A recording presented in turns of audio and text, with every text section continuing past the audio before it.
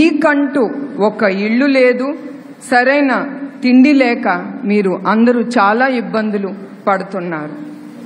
కూరగాయలు, పప్పులు, నిత్యావసరాల సరుకులు రేట్లు చాలా పెరిగి ప్రతి కుటుంబం చాలా ఎదుర్కొంటుంది.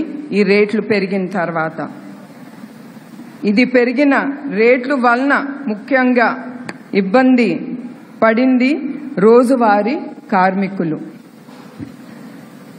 తర్వాత కల్తీ మద్యానికి వస్తే మీ అందరికీ తెలుసు ఏమి జరుగుతుందో. మీ ప్రతి ఒక్క కుటుంబం మీ పక్కన ఉండే కుటుంబాల గురించి కూడా మీకు తెలుసు. ఈ ప్రభుత్వం ఈ కల్తీ మద్యం తీసుకొచ్చి తక్కువ ధరలకు పెట్టి వాళ్ళ పొట్టలు నింపుకోవటానికి మీ కుటుంబాన్ని సర్వనాశనం చేస్తుంది ఈ ప్రభుత్వం. మొన్న బద్వేల్ నుంచి నేను గూడూరుకు వచ్చేటప్పుడు కొంతమంది మహిళల్ని కలుసుకున్నాను. దాంట్లో ఒక మహిళ చాలా దుఃఖంతో ఏడుస్తూ ఉంది. ఏంటమ్మా ఏమైంది, ఎందుకు ఇట్లా ఏడుస్తున్నావంటే, కల్తీ మద్యం తాగి వాళ్ళ ఆయన 2 కిడ్నీలు పోగొట్టుకుని 3 నెలల క్రితం చనిపోయారు అని అంది. అట్లా అన్నప్పుడు నాకు చాలా బాధ కలిగింది.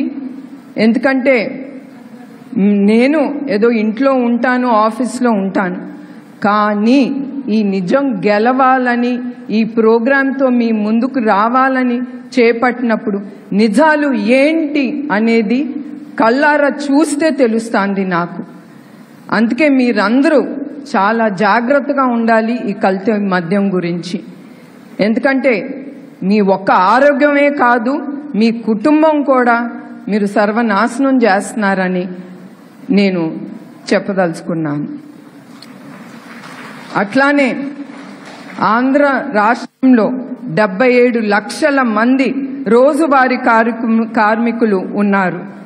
దాంట్లో 31% మంది ప్రజలు రోజువారీ పన్నులపై ఆధారపడుతున్నారు. కానీ గత 5 ఏళ్లుగా వాళ్ళకి ఉపాధి ఏమీ లేదు. వాళ్ళు రోడ్డు మీద పడేశారు ఈ ప్రభుత్వం.